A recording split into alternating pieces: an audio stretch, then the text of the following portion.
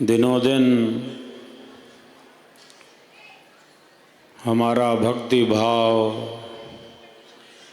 प्रेम, समर्पण, सेवा की भावना का विकास हो रहा है। मैं यही कामना करता हूँ माँ गंगा की गोद में इस पावन पुण्य तिथि के अवसर पर कि हमारे भीतर जो शिष्य भाव है, हमारे शिष्यत्व का और विकास होता रहे, हमारा प्रेम बढ़ता रहे, हमारी भक्ति बढ़ती रहे, हमारी श्रद्धा बढ़ती रहे।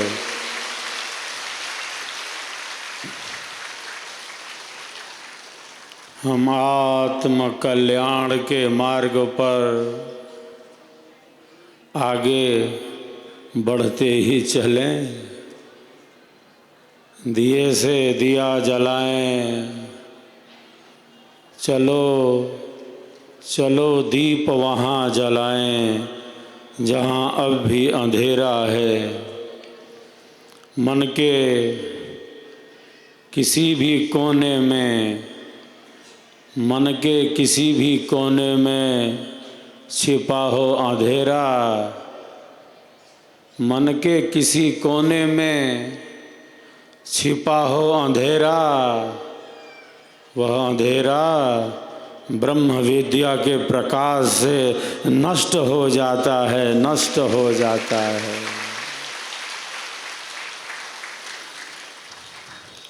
मन में बहुत जटिलताएं हैं, मन में बहुत विषमताएं हैं। मन पर नियंत्रण न होने से ही समाज में विसंगतियां दिखती हैं। ईर्ष्या, द्वेष, घृणा, कलह, अशांति, यह सब अनियंत्रित मन से ही तो हो रहा है। असंयमित मन से ये समस्त दुर्भावनाएं बढ़ती हैं। जितना हमारा मन शुद्ध होगा, जितना हमारा मन पवित्र होगा, आत्म कल्याण का मार्ग उतना ही गतिशील होगा, उतना ही गतिमान होगा।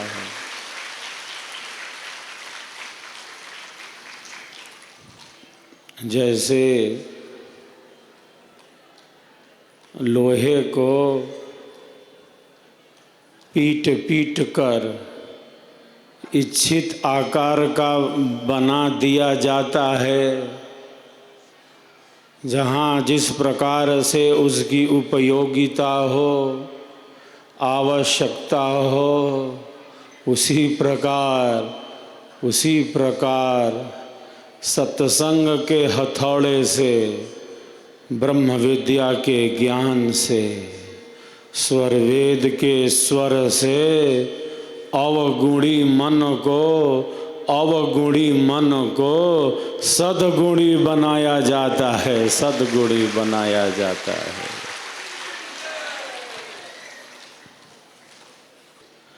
अवगुणी मन को सद्गुणी बनाया जाता है सत्संग से, स्वर वेद के स्वर से। जो हमारा अशांत मन है, अनियंत्रित मन है, वह क्रमशः आत्मा के अनुकूल होने लगता है। मन एव मनुष्याणाम कारणम बंध मोक्षयोः। यह मन ही है जो हमारे बंधन का कारण है और प्यारे साधकों साधिकाओं, यह मन ही है जो हमारे मोक्ष का कारण बन जाता है, परम आनंद का कारण बन जाता है।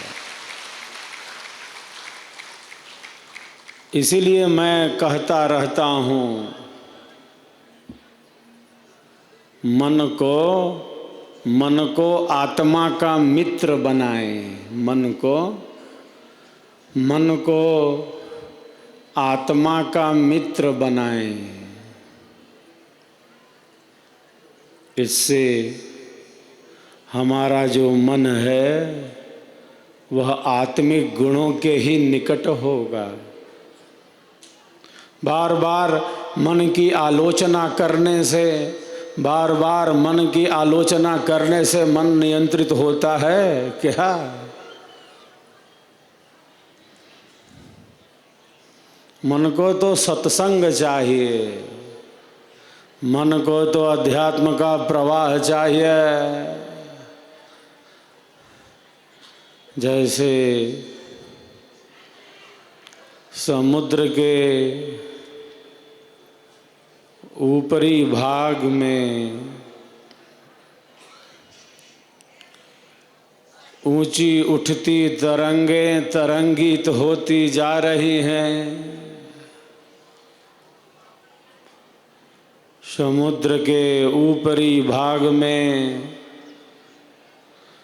ऊंची उठती ये तरंगें टकराती जा रही हैं। तरंगों के लड़ने से, तरंगों के टकराने से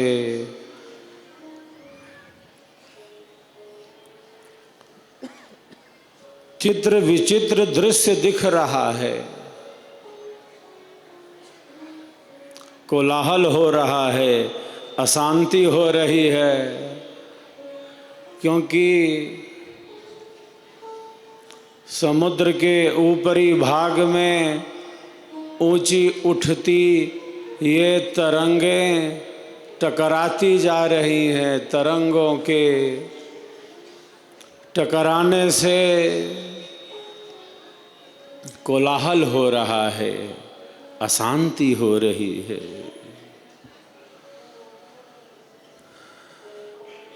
ये दृश्य है समुद्र के ऊपरी भाग का, समुद्र के बाह्य धरातल का। मैं बड़ी तरंगों में संघर्ष है, तरंगों में युद्ध है, तरंगों में टकराव है। मैं तू यह वह।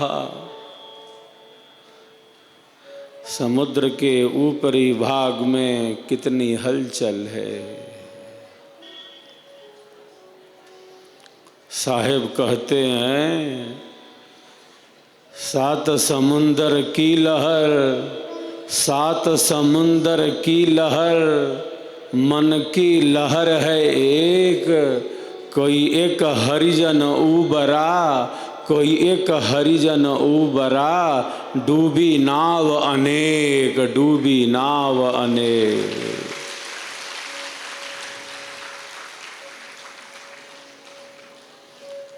सात समुद्रों की लहर भी मन की एक लहर के सामने कोई अस्तित्व नहीं रखती। सात समुद्रों की लहर मन की एक लहर के सामने कोई अस्तित्व नहीं रखती। समुद्र में तरंगे टकरा रही हैं, समुद्र के ऊपरी भाग में इतनी हलचल है। हमारे मन में विचारों का कितना बड़ा प्रवाह है। हमारे मन में विचारों का कितना बड़ा प्रवाह है, जो प्रभावित होता जा रहा है, प्रवाहित होता जा रहा है। नाना प्रकार के विचार।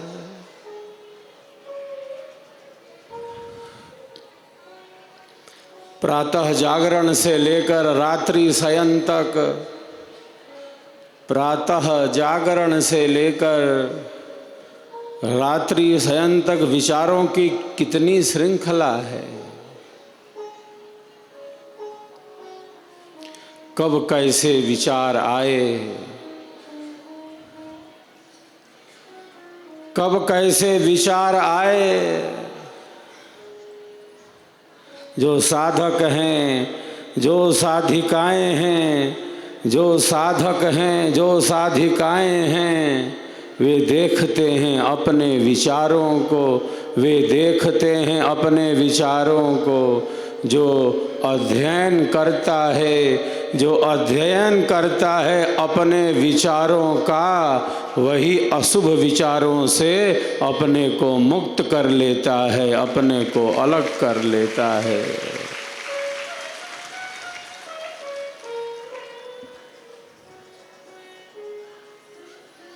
आत्मा की ध्वनि को, आत्मा की ध्वनि को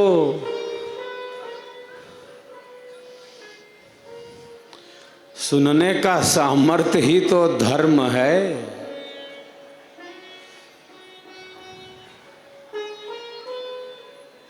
मैं प्रायः कहता रहता हूँ, धर्म और कुछ नहीं, आत्मा की ध्वनि को, भीतर की आवाज़ को सुनने का सामर्थ्य उत्पन्न हो गया। आत्मा की ध्वनि को सुनने का सामर्थ्य उत्पन्न हो गया, तब हमारा जो कर्म है, तब हमारा जो कर्म है, वह कर्म न रहकर धर्म बन जाता है। प्यारे साधकों, वो कर्म ही धर्म बन गया। कब वह कर्म धर्म बना? जब आत्मा की ध्वनि के अनुसार कर्म संपन्न हुआ, तब वह कर्म न रहकर धर्म बन गया। भीतर की आवाज, आत्मा की ध्वनि को सुनने का सामर्थ्य एक साधक, एक विहंगम योगी, एक साधक साधिकाओं के अंदर होता है, साधक साधिकाओं के अंदर होता है।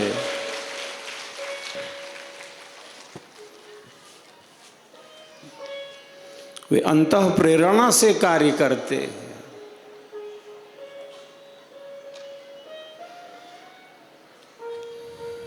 तरंगों में टकराव नहीं है, बहुत स्थिर है। जैसे समुद्र के ऊपरी भाग में तो टकराव है, तरंगे टकरा रही हैं, मैं तू यह वह मेरा तेरा। किंतु इसी समुद्र के गर्भ में प्यारे साधकों साधिकाओं, जितनी हलचल है समुद्र के ऊपरी भाग में, क्या वो हलचल समुद्र के गर्भ में है क्या?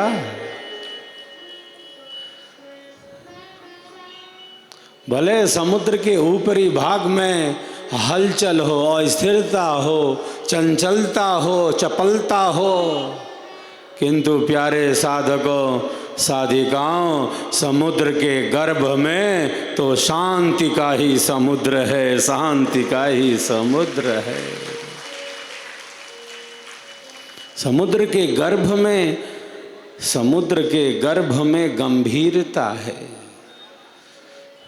समुद्र के गर्भ में स्तब्धता है, समुद्र के गर्भ में नीरवता है, समुद्र के गर्भ में गंभीरता है, शांति है, स्थिरता है, गांधीर्य है।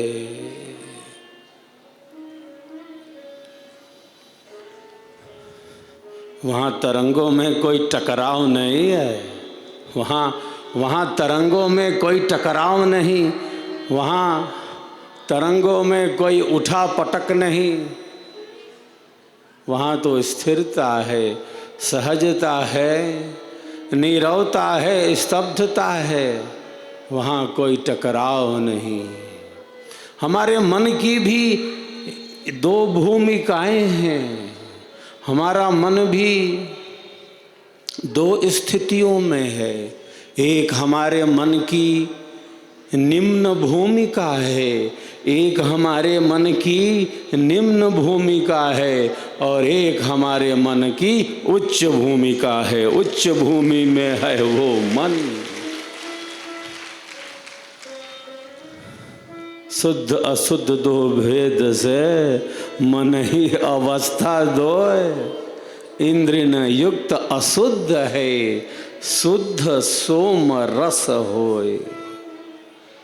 स्वरवेद में सदगुरु कहते हैं। तो हमारे भीतर शांति का समुद्र है। हम सबके भीतर अनंत शांति है। हम सबके भीतर अनंत ऊर्जा है।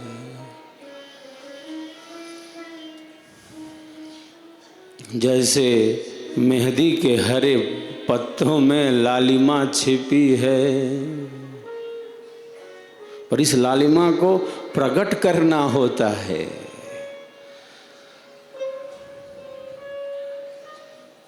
दूध के कण-कण में मक्खन ही मक्खन भरा है, पर यूं ही नहीं निकलता यह मक्खन दूध में भरा है। मक्खन तो निकालना पड़ता है। दूध में मक्खन तो भरा है, दूध में मक्खन तो भरा है, लेकिन निकालने की युक्ति चाहिए। मेहंदी के हरे पत्तों में लालिमा छिपी है, तिल में तेल है।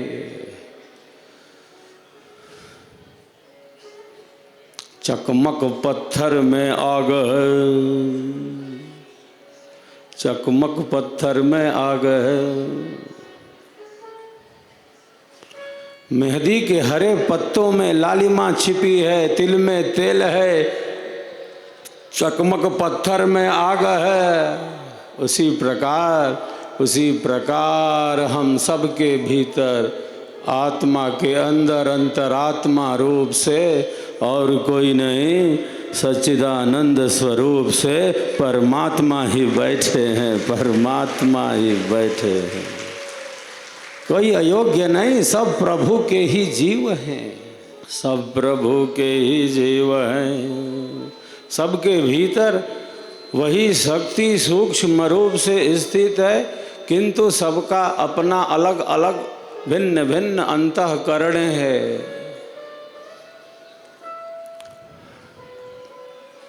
अभय तो है, सबके अपने अलग अलग संस्कार हैं, सबके अपने अपने अलग अलग भोग हैं, सबके अपने अलग अलग प्रारब्ध हैं, सबके मन बुद्धि विचारों की एक स्थिति है, सबका अपना अपना अलग अलग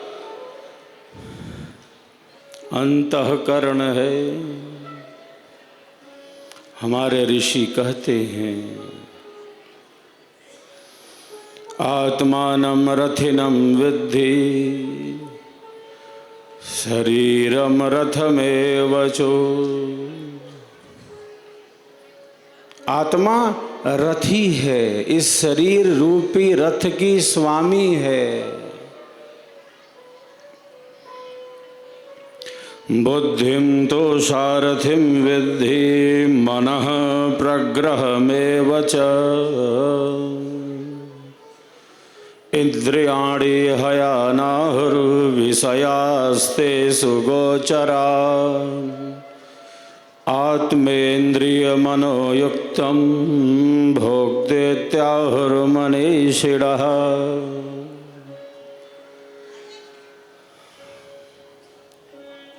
ऋषि कहते हैं, कितनी सुंदर उपमा दी है। शरीर क्या है, आत्मा क्या है, मन क्या है, बुद्धि क्या है, इंद्रियां क्या हैं, इसे कितने सहज शब्दों में हमें समझाया है।